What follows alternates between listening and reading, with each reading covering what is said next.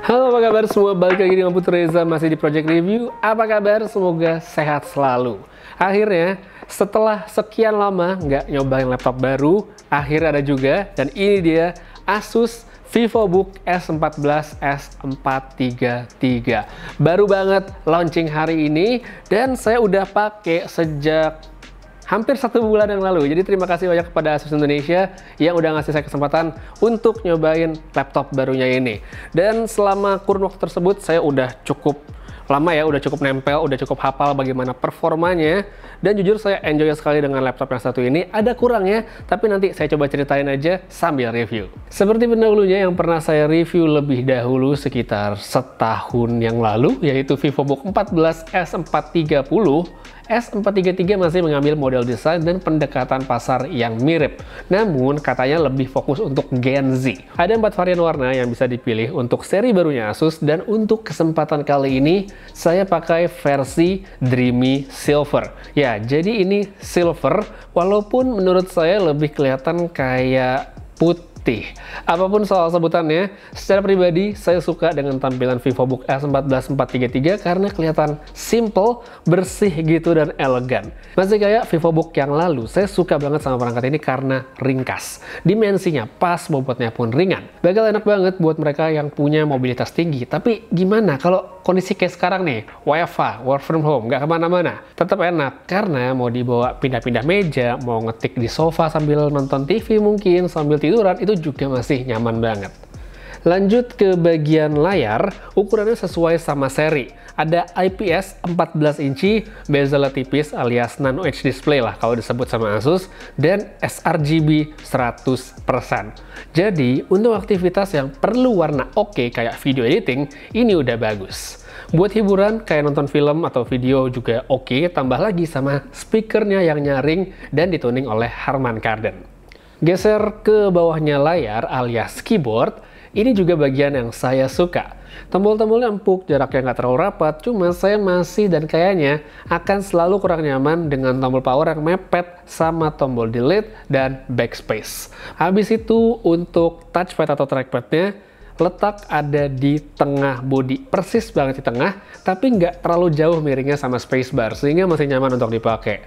Selain itu, di pojok atasnya juga ada sensor sidik jari yang praktis banget untuk login supaya nggak perlu ngetik password lagi.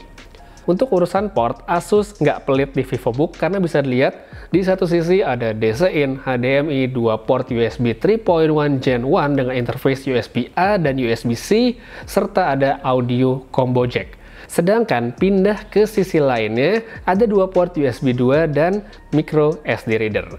Sekarang langsung aja untuk yang pastinya penting banget buat banyak orang adalah performanya. Oke nggak sih? Sama asiknya dengan VivoBook lainnya? Untuk versi saya, dengan penggunaan yang disesuaikan, VivoBook S14 433 udah cakep untuk aktivitas sehari-hari. Speknya dulu deh. Unit yang saya review sekarang menggunakan Intel Core i5 1020U, Comet Lake, 4 core, 8 thread. RAM-nya 8GB DDR4 2666, tapi onboard jadi nggak bisa di-upgrade. Sedikit disayangkan, tapi setelah saya pakai sebenarnya ya enak-enak aja dan nggak terlalu masalah. Lalu untuk storage-nya, nah ini nih saya suka karena udah pakai SSD 512GB M.2 NVMe PCIe. Jadi buat yang udah males berurusan dengan hard disk, Asus paham banget sama mau kamu.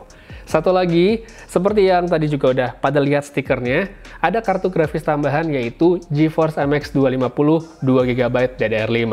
Hal yang menarik karena artinya untuk main game yang casual, yang santai, nggak serius lah ya, harusnya bisa diladenin. Seberapa casualnya, ntar saya bahas lagi. Sebelum itu, hasil benchmarknya dulu nih. Untuk acuan standar lewat Cinebench R15, angka yang didapatkan termasuk oke dalam tes loop 10 kali dan kondisi laptopnya dicolok pada mode baterai best performance.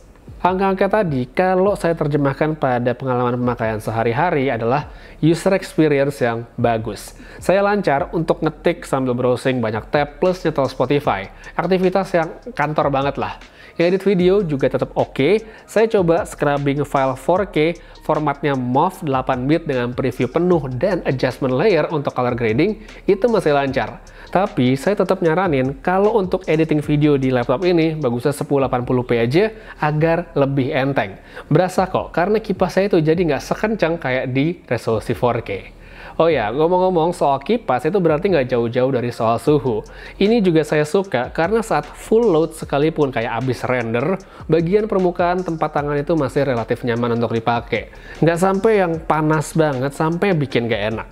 Kemudian, sekarang lanjut untuk gamingnya. Nah, saya ingetin lagi, kalau ini bukan laptop untuk gaming yang serius, jadi harap takarannya tuh diatur dulu. Saya ngetes dengan beberapa game yang masih saya suka mainin atau cuma saya beli buat benchmark doang, dan untuk hasilnya bisa kamu lihat berikut ini.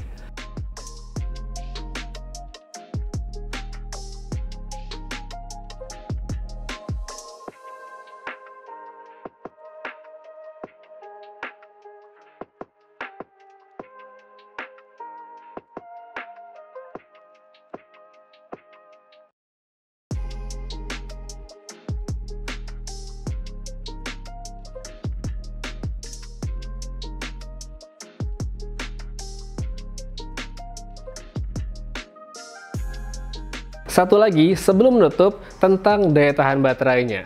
Dengan pemakaian alat saya untuk aktivitas office, kayak browsing, ngetik sambil nonton YouTube, ada nonton Netflix juga, itu dengan settingan baterai best performance, dan ini nggak dicolok ya, dan brightness-nya 90%, saya bisa dapat waktu sekitar 4,5 jam. Itu straight use, jadi bener-bener konstan dipakai 4,5 jam.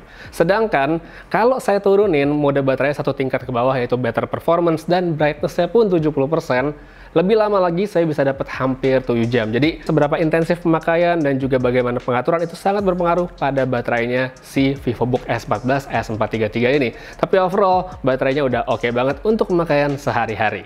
Jadi, kalau disimpulkan dalam kesimpulan, menurut saya user experience yang diberikan itu impresinya mirip sekali dengan VivoBook terdahulu. Nyaman sekali untuk digunakan pada kebutuhan sehari-hari. Bodinya ringkas, desainnya juga bagus, performanya oke, baterainya tahan lama, dan semua itu dikemas dalam harga yang wajar. Tidak lupa juga, di produk terbarunya ini Asus punya yang namanya Perfect Warranty dalam tahun pertama, dan itu oke banget karena mengcover kalau kamu melakukan kelalaian pada perangkat Asus kamu. Detailnya bisa kamu cek pada kolom deskripsi di bawah. Jadi kalau kamu lagi cari laptop yang nggak terlalu mahal banget tapi bisa melakukan banyak hal, ini adalah salah satu yang layak kamu coba. Oke guys, sekian dulu aja untuk review singkat tentang Asus VivoBook S14 S433 kali ini. Terima kasih banyak telah nonton dan sampai ketemu lagi di video berikutnya. Putri Reza pamit, jaga kesehatan selalu, dan seperti biasa, have a nice day.